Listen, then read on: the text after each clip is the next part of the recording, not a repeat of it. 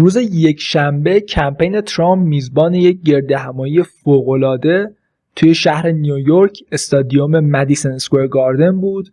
بیش از 10,000 نفر از حامیان ترامپ توی این گردهمایی حاضر شدن. دموکرات‌ها و رسانه‌هاشون این گردهمایی رو با گردهمایی نازی‌ها در سال 1939 توی شهر نیویورک مقایسه کرده بودند. اما برای جمهوری‌خواها به نظرم این گردهمایی یک فرصت بود برای اینکه اتحاد خودشون و قدرت خودشون رو به نمایش بذارن. آدم‌های مختلفی از ایلان ماسک و تاکر کارلسون گرفته تا RFK و وویک رامسوامی تو این گردهمایی سخنرانی‌های باشکوهی داشتن. با هم نگاهی میندازیم به مهمترین لحظات گردهمایی ترامپ در مدیسن اسکوئر گاردن. مراسم با صحبت‌های تونی هنچکلیف شروع میشه، یک کمدین آمریکایی که در مورد وضعیت فعلی حزب دموکرات صحبت میکنه. I think that Travis Kelce might be the next O.J. Simpson.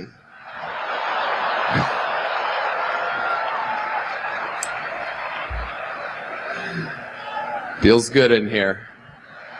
The other side's got a lot of crazy endorsements. Swift, Eminem, Leo DiCaprio, Beyonce. Every day the Democratic Party looks more and more like a P. Diddy party. Oh. تونی میگه حزب دموکرات داره حمایت سلبریتی های مختلفی مثل امینم، بیانسه، تیلور سویفت و لئو دیکاپریو رو به دست میاره و هر روز حزب دموکرات داره بیشتر شبیه مهمونی های پی دیدی میشه. دیدی کسیه که چند وقتیه تحت تعقیب به خاطر مهمونی‌هایی که برگزار میکرده و بحث‌های مربوط به آزار و تعرض به زنان مختلف. Oh, okay. Hillary Clinton said that this is a Nazi rally here today.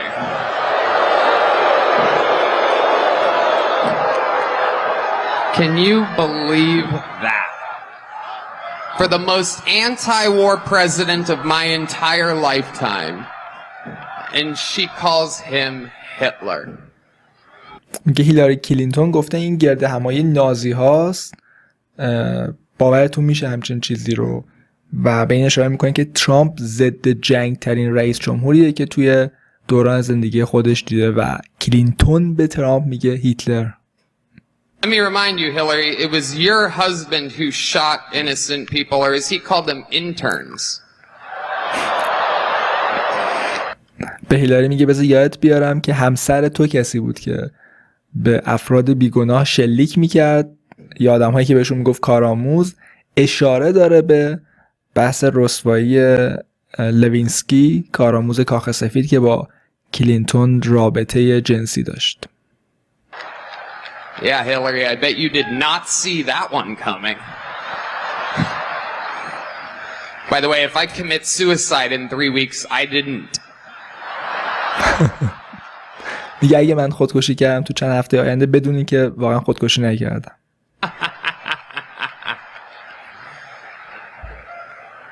I mean, it's just obvious to me who the right candidate is. There's a guy out here dodging bullets. It is unbelievable, right?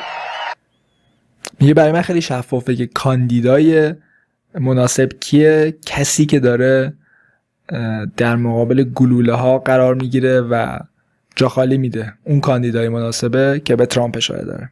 دومین سخنرانی مهم مراسم و وویک رامسوامی انجام داد که به نظر من یکی از بهترین سخنرانی‌هاش بود و یکی از بهترین سخنرانی‌هایی که توی مراسم انجام شد.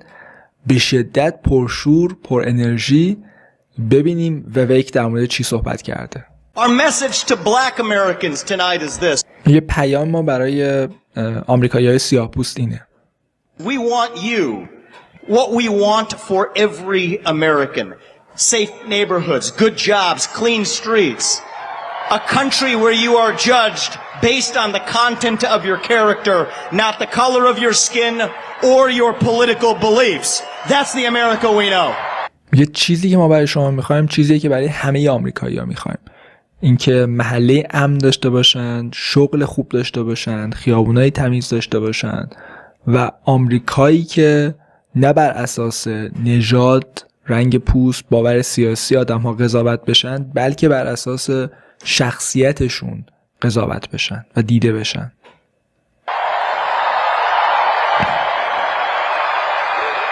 Our message to gay Americans tonight is this. پیام ما برای آمریکایی‌های همجنسگرا اینه. You're free to marry who you want if you want without the government standing in your way. شما آزادین با هر کسی که میخواین اگه بخواین ازدواج بکنین بدون اینکه حکومت سر راهتون قرار بگیره. But that doesn't mean that boys get to compete with girls in girls sports or you do genital mutilation and chemical castration on our children.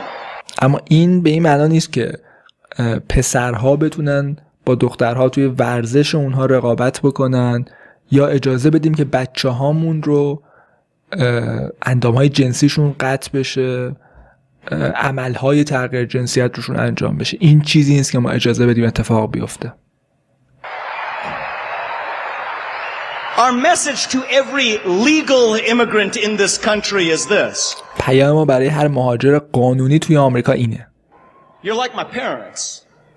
But our message to every illegal immigrant, if you came legally, you get the same American dream that everybody else does. Work hard, get ahead, make contributions to this country, love the nation, and that's our message to legal immigrants. میگه اگه مهاجر قانونی هستید مثل پدر مادر منی که اونا هم قانونی وارد این کشور شدن، میتونی سخت کار بکنی، مشارکت بکنی، پیشرفت میکنی، جلو میافتی و کشورم باید دوست داشته باشی. این چیزیه که ما انتظار داریم از مهاجر قانونی. در مورد مهاجرای غیر قانونی اما یه پیام دیگه داره. Our message to every illegal immigrant is also this. We will return you to your country of origin. Not because you're all bad people. پیامش برای مهاجرای غیر قانونی که ما شما رو برمیگردونیم به کشوری که ازش اومدین، نه به خاطر اینکه آدم‌های بدی هستین، But because you broke the law. چون قانون رو شکستین. And the United States of America is founded on the rule of law. و آمریکا بر اساس حاکمیت قانون بنا شده. Our message to my generation, the millennials, is this. یه پیام برای میلینیال ها یا هم نسل‌های خودم اینه. You were sold a false bill of goods. You were told you become a gender studies major in California. Somehow that gets you a head start on the American dream when it hasn't worked out that way. به شما دروغ گفته شده. بهتون گفتن اگه برین یه رشته‌ای مثل مطالعات جنسی توی یه دانشگاه کالیفرنیا بخونین جلو میافتین توی زندگی و میتونین به رویای آمریکایی برسین، اما اتفاق براتون نیفتاده. Dead on your shoulders, the Iraq and Afghanistan wars. Yes, it's true you were lied to. این درسته، به شما دروغ گفته شده. But we can't just be cynical about our country because this is still the last best hope that we have in the free world. And our message to اما نمیتونیم نسبت به کشور خودمون بدبین باشیم، چون این آخرین امیدیه که ما توی جهان آزاد داریم. و در نهایت پیامش برای نسل زد is this. You're going to be the generation that saves the country. شما نسلی هستین که آمریکا رو نجات میده. You want to be a rebel? 18 years old, stand up on your college campus and call yourself a conservative. Be proud of it. Say you want to get married, have kids, raise a family and have a good job. That's how we win in America. پیامش برای نسل زد اینه که اگه میخواین شورشی باشین، 18 سالتونه، توی دانشگاهتون بگین من محافظه کارم، من کانسرواتیوم، ازدواج کنین، بچه دار بشین، خانواده تشکیل بدین، یک شغل خوب برای خودتون پیدا کنین. این روشیه که ما توی آمریکا موفق میشیم. We don't have to be this nation in decline. We are still on our way up.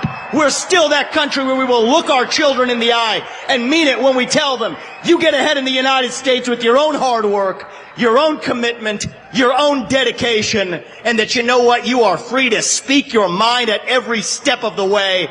That is the American dream.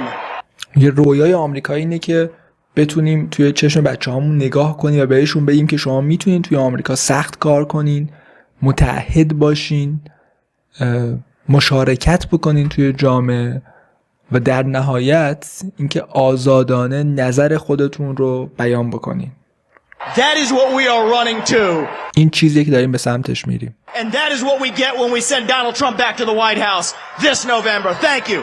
God bless you and the great state of New York, and may God bless our United States of America. Thank you. God bless. این چیزیه که زمانی که ترامپ رو توی نوامبر به کاخ سفید برگردونیم اتفاق میفته. این همون رویای آمریکاییه که دنبالش هستیم. بریم سراغ صحبت‌های تولسی. گبرد عضو سابق کنگره آمریکاست، دموکرات بود و به کمپین ترامپ پیوست، به حزب جمهوری‌خواه پیوست. الان هم با RFK توی ایالت‌های مختلف آمریکا داره گردهمایی‌های انتخاباتی در حمایت از کمپین ترامپ برگزار میکنه. Join me as I say these words. We hold these truths to be self-evident, that all men are created equal, and that we are endowed by our Creator with certain unalienable rights, and that among these are life, liberty, and the pursuit of happiness. صحبتاشو با بخش معروف اعلامیه استقلال آمریکا شروع میکنه که همه انسان‌ها برابر آفریده شدن و توسط پروردگار بهشون حقوقی جدا نشدنی داده شده: زندگی، آزادی و جستجوی خوشبختی.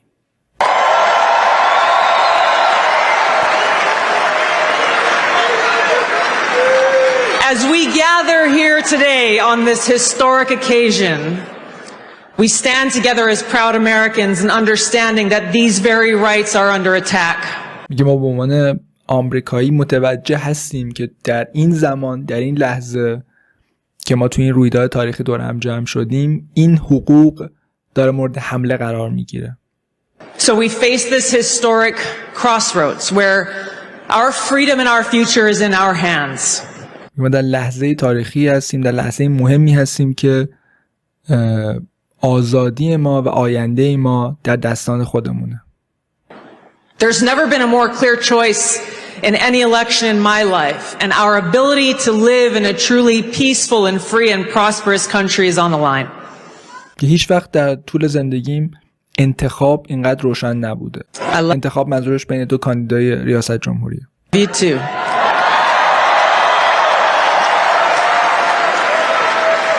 And it is that love that brings us together here today, that love for freedom, that love for our country and love for each other as fellow Americans, as children of God, that compels us to take action to save our country and defend our freedom.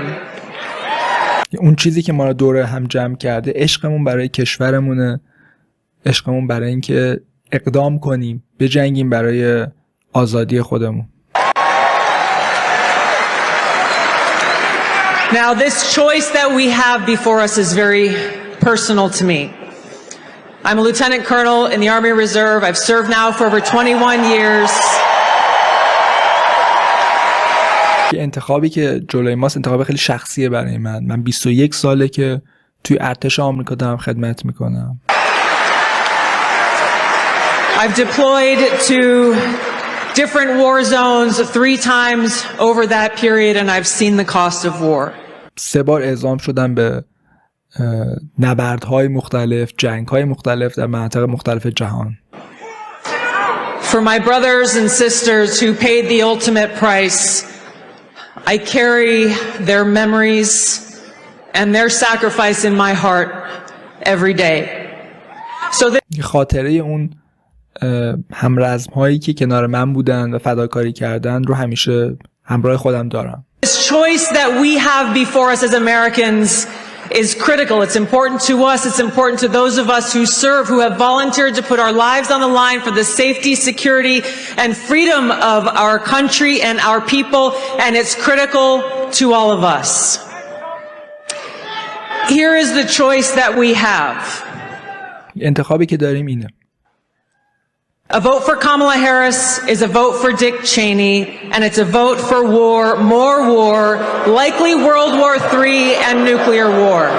رای به کامالا هریس، رای به دیک چینی، رای به جنگ بیشتر و احتمالاً رای به جنگ جهانی و جنگ اتمیه. A vote for Donald Trump is a vote for a man who wants to end wars, not start them. رای به ترامپ رای به مردیه که میخواد جنگ ها رو متوقف کنه، نه اینکه شروع کنه. And who has demonstrated already that he has the courage and strength to stand up and fight for peace. و ثابت کرده جسارت اینو داره که بیسته و برای صلح بجنگه. A vote for Kamala Harris is a vote for open borders, where known violent criminals and Islamist terrorists are streaming across our borders, placing us at risk. رأی به هریس، رأی دادن به مرز باز، جایی که خلافکارها و تروریست‌ها وارد کشور میشن. A vote for Donald Trump is a vote for secure borders and safe communities and a confidence that he will seek out those who seek to do us harm and get them out. رأی به ترامپ، رأی به بستن مرز، جامعه امن و بیرون کردن آدم‌های خلافکاری که وارد آمریکا شدن. A vote for Kamala Harris is a vote for economic hardship, high cost of living, poverty and homelessness, and a vote for Donald Trump. رأی به هریس، رأی دادن به مشکلات اقتصادی، تورم، فقر، گرونی. Is a vote for economic prosperity and opportunity for every single one of us as Americans. رأی به ترامپ، رأی دادن به فرصت اقتصادی و رفاه اقتصادی. A vote for Kamala Harris is a vote for censorship and a complete erosion of our fundamental and constitutional rights and freedoms. رأی به هریس، رأی دادن به سانسور و از بین رفتن کامل حقوق ما، حقوق قانونی ماست. A vote for Donald Trump is a vote for someone who will defend freedom and every one of our God-given rights that are enshrined in the Constitution and Bill of Rights. رأی به ترامپ، رأی دادن به فردی که دفاع میکنه از حقوق ما که در قانون اساسی اومده، در اعلامیه استقلال، در اعلامیه حقوق اومده.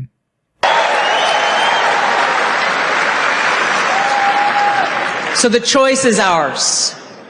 History will look back on us at this moment for the choice that we make. Did we choose war or peace? تاریخ نگاه میکنه به تصمیمی که ما گرفتیم که آیا جنگ رو انتخاب کردیم یا صلح رو. We choose poverty or prosperity. فقر یا رفاه. Did we choose censorship or freedom? آیا سانسور رو انتخاب کردیم یا آزادی رو؟ جمعیت هم همراهش میگن فریدم، آزادی. Our freedom and our future is in our hands. We have just a few days left to complete this no-fail mission that we have before us to save our country. چند روز دیگه فرصت داریم تا این مأموریت رو به سرانجام برسونیم برای نجات کشور خودمون. Nothing short of our future is on the line. So now, just as we've gathered here today in this historic place and this historic time, we will gather together all across this country, people of every race, ethnicity, religion, and creed, to stand together and defend our freedom and ensure our right to life, liberty, and the pursuit of happiness. که همه ما بدون توجه به اینکه چه نژادی داریم، با بک‌گراندهای مختلف، نژادهای مختلف دور هم جمع میشیم برای اینکه از حقوق خودمون، از زندگی، آزادی و جستجوی خوشبختی دفاع بکنیم.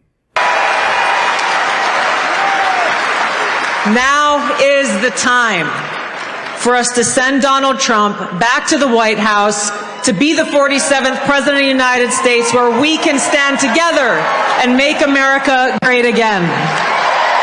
الان وقتشه که ترامپ رو انتخاب کنیم، به کاخ سفید برگردونیم و همه ما کنار هم وایسیم برای اینکه آمریکا دوباره به کشور عالی تبدیل بشه. Thank you so much. Let's get it done. Aloha. بعد از تولسی گبرد نوبت میرسه به یه دموکرات سابق دیگه، رابرت کندی جونیور. ببینید در مورد چی میخواد صحبت کنه. A lot of people ask me why I left the Democratic Party. خیلی از من میپرسن چرا حزب دموکرات رو ترک کردم.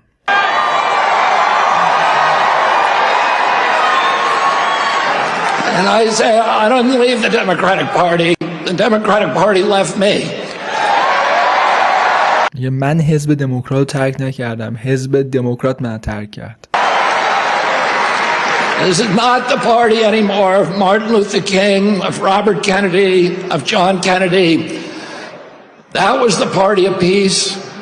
این دیگه اون حزب مارتین لوتر کینگ، جان اف کندی، رابرت کندی نیست، پدرش و عموش.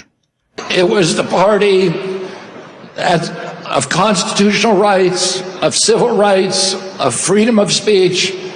اون حزب صلح بود، حزب حق بیان بود، حزب حقوق مبتنی بر قانون اساسی بود. It was the party that wanted to protect and nurture the middle class. It was the party that stood up to censorship, to surveillance. حزبی بود که حامی طبقه متوسط بود، حزبی بود که در مقابل سانسور و نظارت بر شهروندان می ایستاد. That stood up to the CIA, to the military industrial complex. حزبی بود که در مقابل CIA و مجتمع صنعتی نظامی آمریکا می ایستاد، شرکت ها و سازمان هایی که دارن از جنگ سود میبرن توی آمریکا. And it was the party that wanted to protect public health. و حزبی بود که میخواست از سلامت عمومی دفاع بکنه. And women's sports. و ورزش زنان. My uncle Ted Kennedy wrote Title IX, which protected women's sports in college. عموی من تد کندی کسی بود که تایتل 9 نوشت که از حق زنان، حق ورزش زنان دفاع میکرد. It was the party that believed in voting rights and fought for the right of every American to vote for the person of their choice. حزب دموکرات حزبی بود که از حق رأی دفاع میکرد، حق هر فرد برای اینکه به هر کاندیدایی میخواد رأی بده. Today's Democratic Party is the party of war. It's the party of the CIA. You had Kamala Harris giving a speech. این حزب دموکرات اما حزب جنگ، حزب CIA. Speech at the Democratic Convention that was written by neocons, that was belligerent, pugnacious, that talked about the domination of the world by the United States through our weapons of war.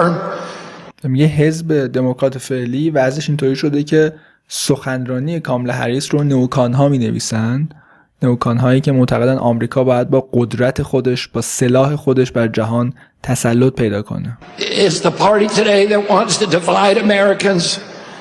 It's the party that is dismantling women's sports by letting men play women's sports. یه حزب دموکرات فعلی دنبال تفرقه انداختن توی آمریکاست، حزبیه که مردا رو آورده توی ورزش زنان.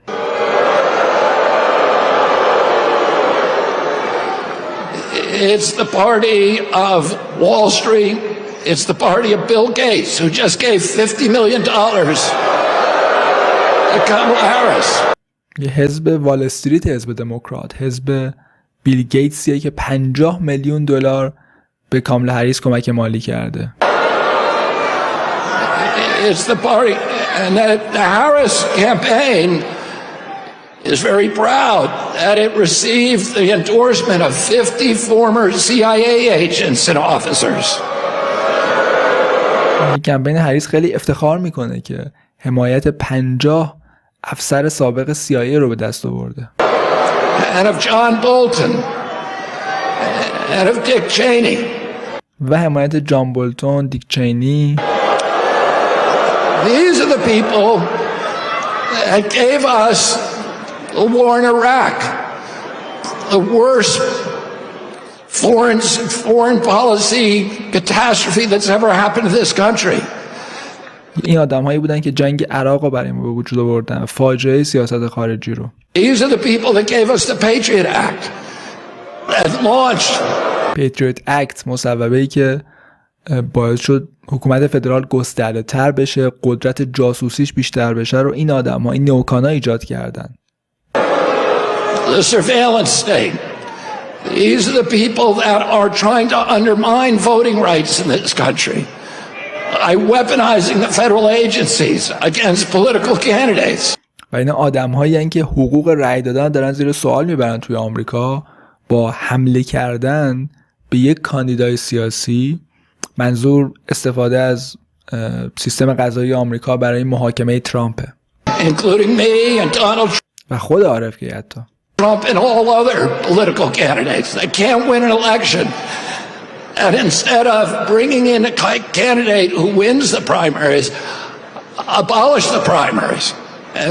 میگه به جای اینکه یک کاندیدای بیارن که بتونه تو انتخابات مقدماتیشون برنده بشه، انتخابات مقدماتی حذف کردن به نفع کاملا هریس. Picked two candidates, anointed them without receiving votes. We don't even know how Kamala Harris received the nomination. ما حتی نمیدونیم هریس چطوری نامزدی حزب دموکرات رو به دست آورد. And this is the party of Wall Street, of big banks, of big data, of big tech, of the military contractors.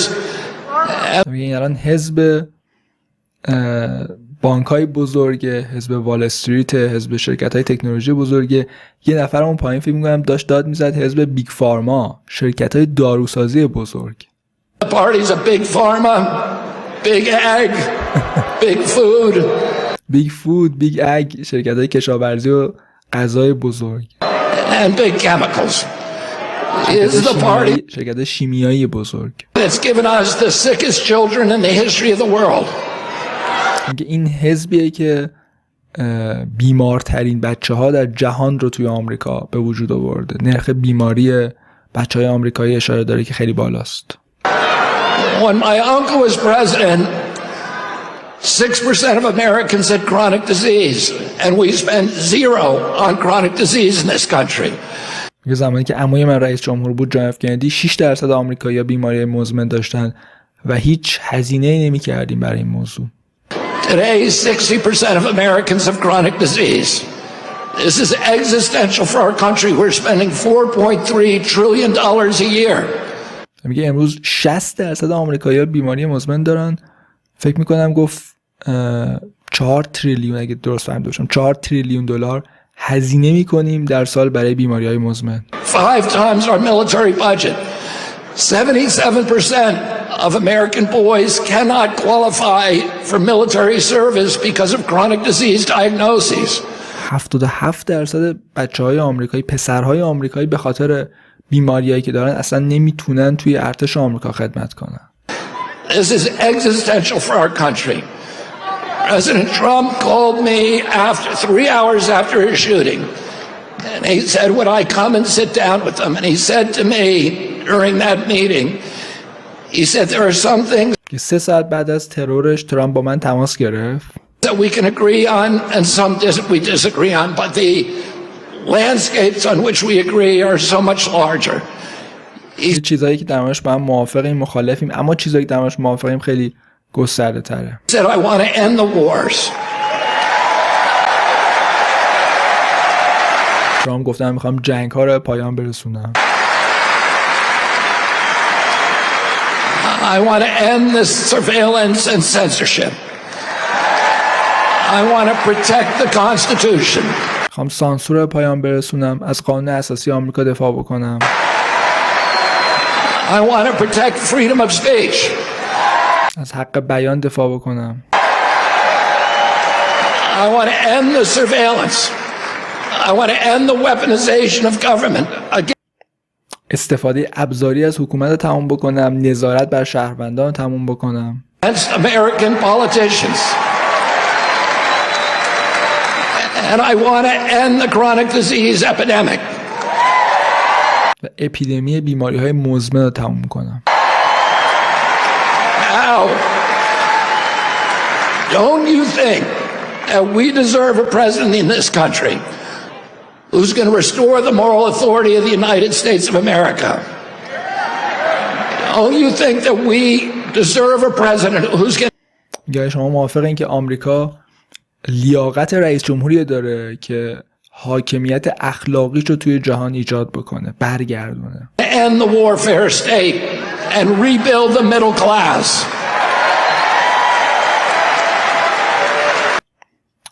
رئیس جمهوری که بیاد طبقه متوسط رو دوباره بسازه. Oh, you want a president who's going to put America first? آقای رئیس جمهوری میخواین که آمریکا رو اولویت اول خودش بدونه. And don't you want a president who's going to protect our children? رئیس جمهوری میخواین که از بچه‌های آمریکایی محافظت بکنه. And who's going to protect women's sports? و از ورزش زنها دفاع بکنه. And who's going to stop dividing this country along racial lines? و تفرقه ایجاد کردن بر اساس نژاد رو توی آمریکا متوقف بکنه.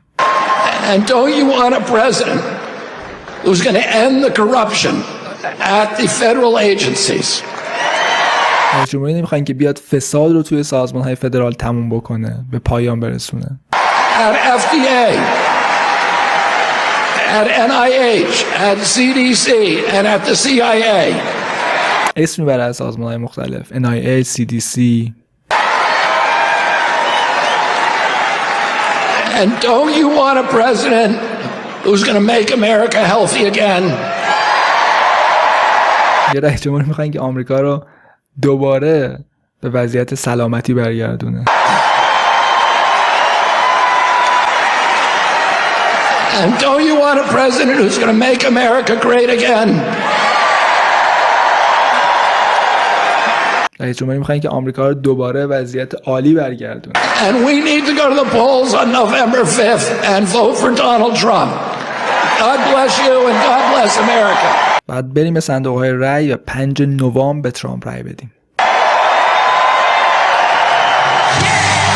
Ladies and gentlemen, please welcome to the stage Tucker Carlson. نفر بعدی تاکر کارلسون.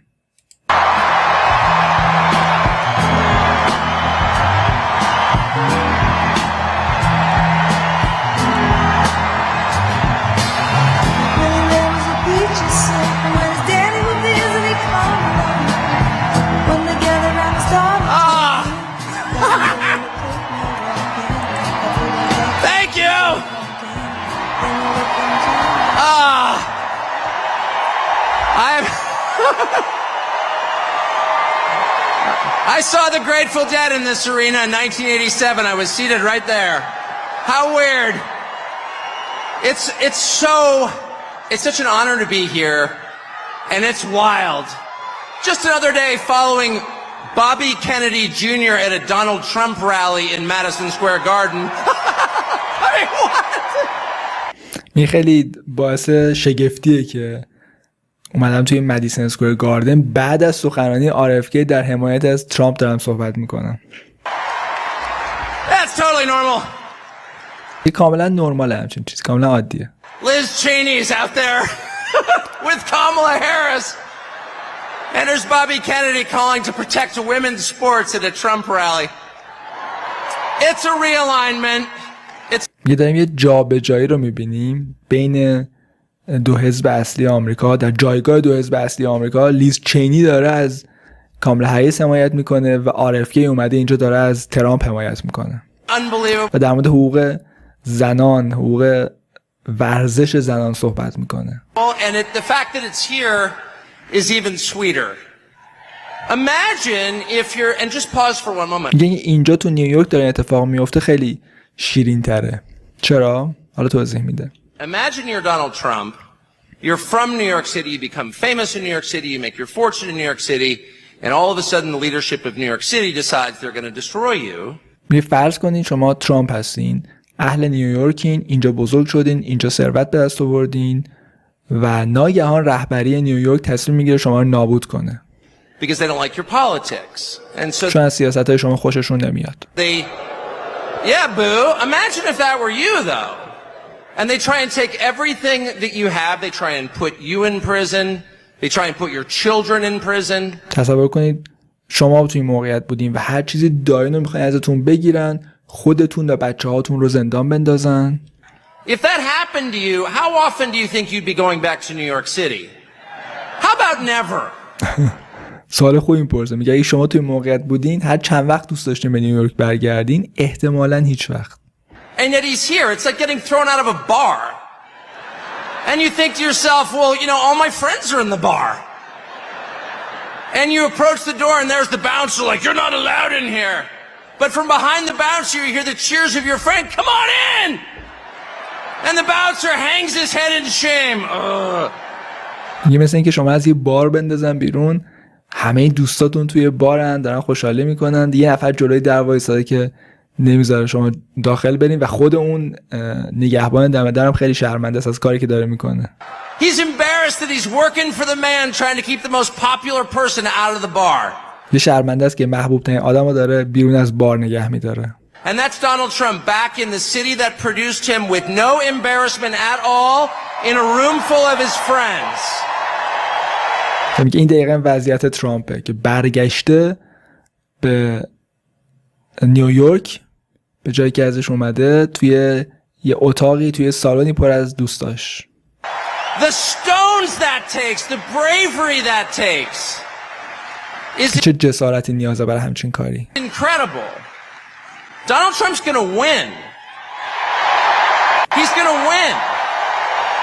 ترامپ قراره برنده بشه. I know that that's true. میدونم که درسته. Why is Donald Trump going to win? The people he's about to defeat have no idea. And they're panicked. They have no idea why people like Donald Trump. یه آدم‌هایی که قرار شکستشون بده هیچ تصوری ندارن که چرا مردم آمریکا از ترامپ خوششون میاد. And their first theory was, well, Donald Trump is evil, so half the country's evil also. اولین تئوریشون این بود که ترامپ شره و نصف کشورم شرورن. And that's one of the reasons they spent the last 4 years trying to destroy the country because they're mad at its voters for like. یه برای همین توی چند سال گذشته 4 سال گذشته سعی کردن کشور نابود کنن چون از دست رای دهنده ها ناراحتن. Donald Trump.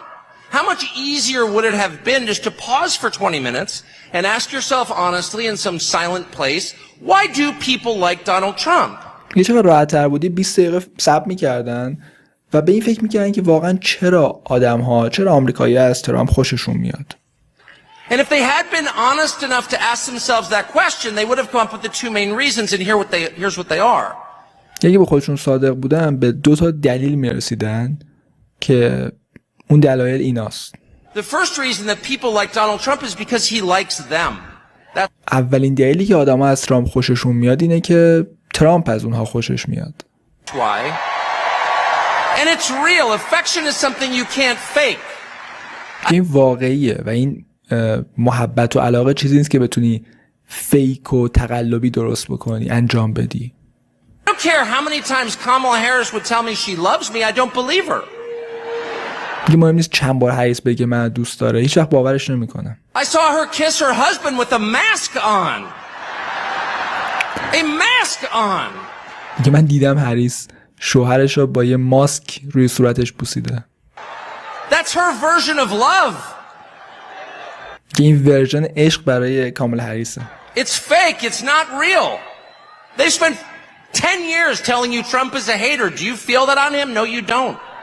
Because it's 10 سال به ما گفتن که ترامپ آدمی که نفرت می‌ورزه. آیا باور کردین همچین چیزی رو؟ not there. I've spent a lot of time with Trump.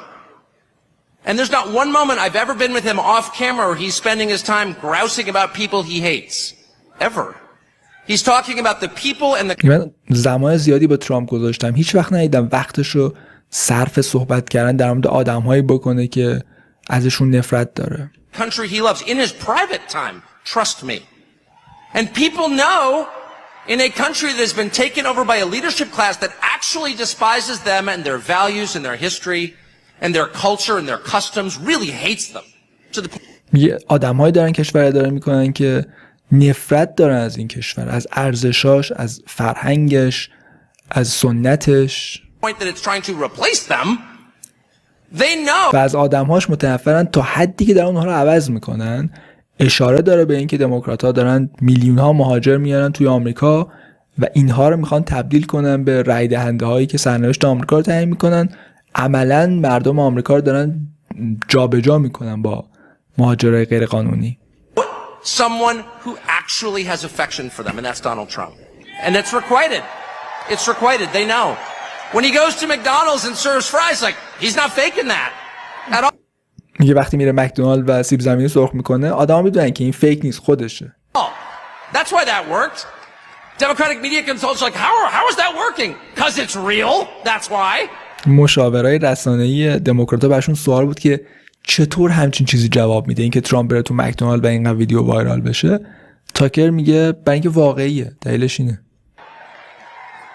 And the second reason that people love Trump, and I put myself in this category, it's why I'm here today, is because دومین دلیلی که آدم‌ها از ترامپ خوششون میاد که من خودم تو این دسته قرار میدم اینه که he's liberated us in the deepest and truest sense. And the liberation he has brought to us is the liberation from the obligation to tell lies. خیلی نکته عمیقی اشاره میکنه تاکر، این که میگه ترامپ ما رو آزاد کرد از اجبار به اینکه دروغ بگیم. Donald Trump has made it possible for the rest of us to tell the truth about the world around us. اینو ممکن کرد برای بقیه ما که در مورد جهان اطرافمون حقیقت رو به زبان بیاریم. And that's the single most liberating thing you can do for people. این مهمترین چیزی که میتونی برای آدم‌ها انجام بدی که اونها رو آزاد کنی. If you want to enslave people, if you want to degrade them, force them to tell lies. And they have.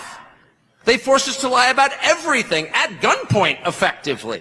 یا اگه میخوای آدما رو تحقیر بکنی، اونها رو برده خودت بکنی، مجبورشون بکن دروغ بگن. و اتفاقی که توی آمریکا افتاده.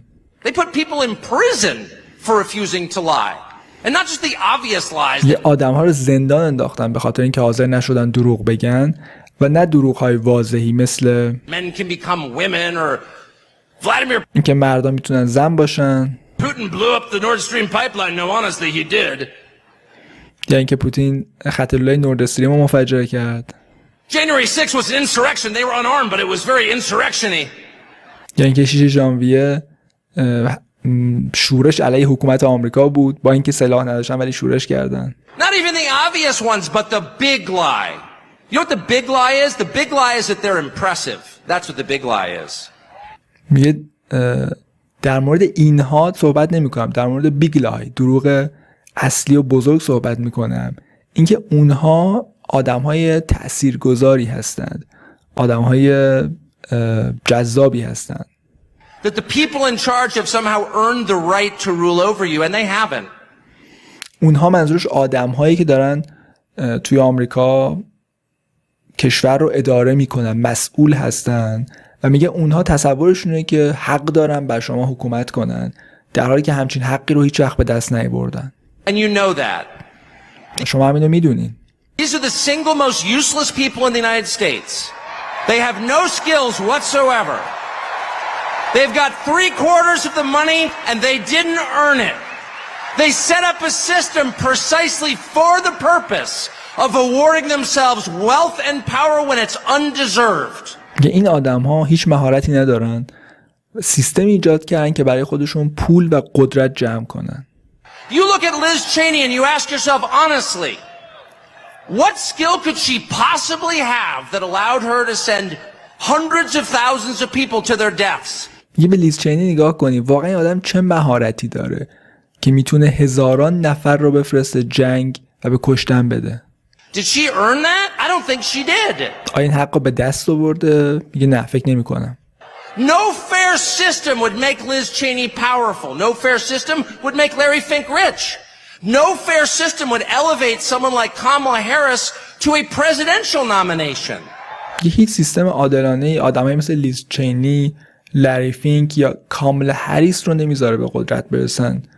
کاملا هریس واقعا کیس خیلی فاجعه‌ایه. من هر چقدر فکر میکنم نمیتونم درک کنم چطور حزب دموکرات اجازه داده این آدم توی نردبان قدرت بالا بیاد تا یک قدمی ریاست جمهوری برسه.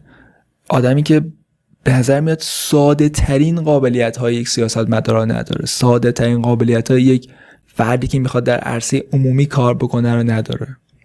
She's never been accused of doing anything useful. She has precisely no achievements. She's a nominee without getting a single vote.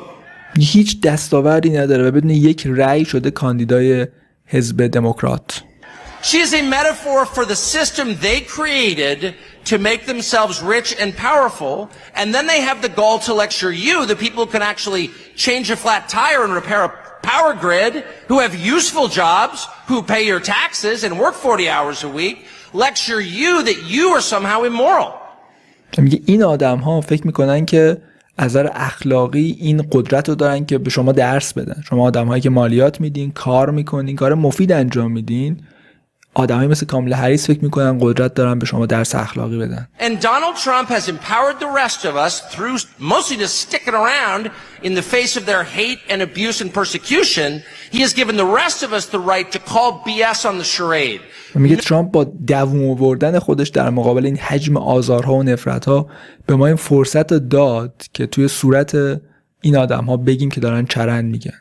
No, you are not better than us. No, you are not smarter than us. No, you do not deserve what you have. You probably stole it. یه شما از ما بهتر نیستین، باهوشتر نیستین، چیزی که داری رو به دست نیاوردی، احتمالاً دزدیدی. No, you're not going to bully me into silence anymore. And I نیست با قلدری ما رو ساکت بکنید. can promise you at this point, 9 days out, when Robert F. Kennedy Jr. and Elon Musk and Tulsi Gabbard and pretty much every high school senior and college shorty girl in the country has come out finally say, yeah, I am for Donald Trump, actually. When the entire country has realized there is nothing embarrassing about this. وقتی کل کشور فهمید که باید از ترامپ حمایت بکنه، از ایلان ماسک و آرفکی و بقیه، و فهمیدن هیچ چیز شرم‌آوری در مورد این وجود نداره که بگیم ما حامی ترامپ هستیم. Embarrassing is to take a perfectly great country and destroy it as they have. مسئله شرم‌آور اینه که شما یک کشور نسبتاً کامل مثل آمریکا رو بگیرید و نابودش بکنید. I'm not ashamed. You should be. At that moment, it's going to be pretty tough for them. 10 days from now to look in the eye to America with a straight face. یه براشون خیلی سخته 10 روز دیگه با یه صورت خیلی جدی به ما نگاه کنن و بگن It's going to be pretty hard to look at us and say, you know what? Kamala Harris, she got 85 million votes because she's just so impressive. As the first Samoan Malaysian low میگه خیلی سخته براشون بگن که آره هریس به خاطر اینکه خیلی آدم توانمندی بود 85 میلیون رای به دست آورده به عنوان اولین سومالیایی، مالزیایی فلان رئیس جمهور آمریکا شد. IQ, former California prosecutor ever to be elected president. It was just a groundswell of popular support. And anyone who thinks otherwise is just a freak or a criminal. میگه خیلی محبوبیت زیادی داشت هریس، چیزی که دموکرات‌ها احتمالاً میخوام بگن. خیلی محبوبیت زیادی داشت و هر کسی که زیر سوال ببره محبوبیتشو تبدیل میشه به آدم فریک، به آدم عجیب غریب و دیوانه. At this stage of the game, after 9 years of listening to their lies and finding every single one of them totally false, no, it's not safe and effective, and no, she's not impressive. It's very hard for me to believe the rest of us are going to say, you know what, Joe Scarborough, you're right. You're right. She won fair and square because she's just so impressive. I don't think so. And to me, that is liberation. یه ما قرار نیست بگیم که آره ما قبول داریم که این آدم خیلی ایمپرسیو، خیلی دستاوردهای مهمی داشته. It's the freedom to say what's obviously true as a free man and not a slave. And I just want to say thank you Donald Trump for that. در نهایت از ترامپ تشکر میکنه برای اینکه فرصت داد با آمریکایی‌ها چیزی که حقیقت هست رو به زبون بیارن. سخنرانی فوق‌العاده‌ای داشت واقعا، نمیدونم چی بگم، به نظرم میاد تاکر در اوج خودش بود توی این سخنرانی. 9 دقیقه عجیب غریبی بود، هیچ وقت ندیدم اینقدر پرشور و اینقدر پر از خشم صحبت بکنه. واقعا صحبتاش بی‌نظیر بود. سخنران بعدی مراسم ایلان ماسک بود که فکر میکنم ورودش یکی از هیجان انگیزترین ورودهاییه که توی این مراسم داشتیم. ببینیم ایلان ماسک چطور مدیسن اسکوئر گاردن رو با آتیش میکشه. Ladies and gentlemen, give it up for the greatest capitalist in the history of the United States of America, Elon Musk!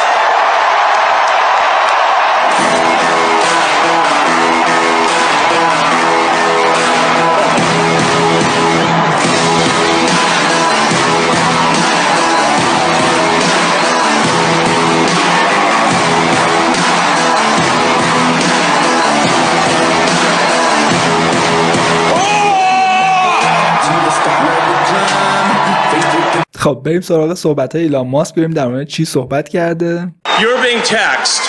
You're being taxed. All government spending is taxation. So whether it's direct taxation or all government spending, it either becomes inflation or it's direct taxation. Your money is being ایلان میگه همه مخارج حکومت یا مالیات یا به تورم منجر میشه. wasted and the Department of Government Efficiency is going to fix that. حکومت داره خیلی پول هدر میده و سازمان یا کمیسیون کارایی حکومت که ایلان بهش میگه دوج قراره بیاد و جلوی مشکل رو بگیره. We're going to get the government off your back and out of your pocketbook. هم حکومت رو دست حکومت رو از جیب شما، از کیف پول شما در بیاریم. مثل بقیه سخنرانی‌هایی که توی مراسم انجام شد، صحبت‌های ایلان ماسک هم به شدت مثبت، پر از امید، پر از حس خوب بود در مورد آینده آمریکا. ببینیم در مورد آینده آمریکا چی گفته ایلان ماسک. America's just not just going to be great. America is going to reach heights that it has never seen before. The future is going to be amazing. ایلان میگه قرار نیست فقط به یک آینده عالی برسیم، قراره به قله‌های برسیم که قبلا هیچ وقت ندیدیم و آینده قراره عالی باشه.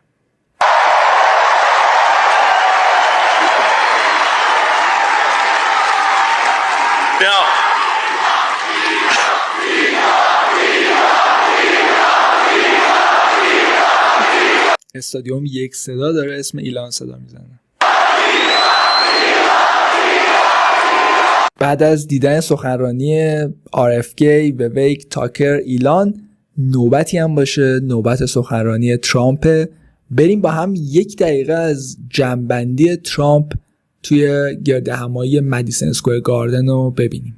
After all we have been through together, we stand on the verge of the 4 greatest years in the history of the USA. دیگه توی این مسیر ما با هم بودیم، 4 سال از بهترین سالهای تاریخ آمریکا رو با هم سپری کردیم.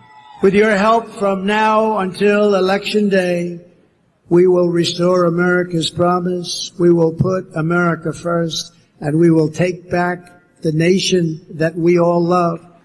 با کمک شما دوباره ملتی که دوستش داریم رو پس میگیریم، وعده خودمون رو عملی میکنیم و آمریکا رو اولویت اول قرار میدیم. We bleed the same blood. We share the same home. خونه یکسانی داریم، خونه یکسانی داریم. And we salute the same great American flag. و پرچم آمریکایی یکسانی احترام میذاریم. We are one people, one family, and one glorious nation under God. We will never give in, we will never give up, we will never ever back down, and we will never ever ever ever surrender. هیچ وقت عقب نشینی نمی کنیم، هیچ وقت تسلیم نمیشیم. Together we will fight, fight, fight, and we will win, win, win. We're going to win, win, win. ترامپ صحبتاشو با 2 کلمه فایت و وین تمام میکنه که توی اون اتفاق عجیب تروریک تو پنسیلوانیا اتفاق افتاد تکرار کرد. فایت بجنگید و وین برنده بشید. ما با هم قراره بجنگیم و با هم قراره برنده بشیم. ممنون که توی این ویدیو من همراه بودین. سعی کردم نگاهی بندازم به مهمترین لحظات گردهمایی شکوهمند مدیسن اسکوئر گاردن، جایی که ترامپ و همراهانش ائتلافی که ایجاد کرده همه اومدن در مورد چشم‌انداز خودشون برای آینده آمریکا صحبت کردن. فاصله زیادی تا انتخابات نداریم. سعی می‌کنم تو روزهای آینده ویدیوهای بیشتری داشته باشیم در مورد اتفاقات انتخاباتی آمریکا. خوشحال میشم اگه از ویدیوها لذت میبرید سابسکرایب کنید، لایک کنید و برامون کامنت بنویسید. تا ویدیو بعدی، بدرود.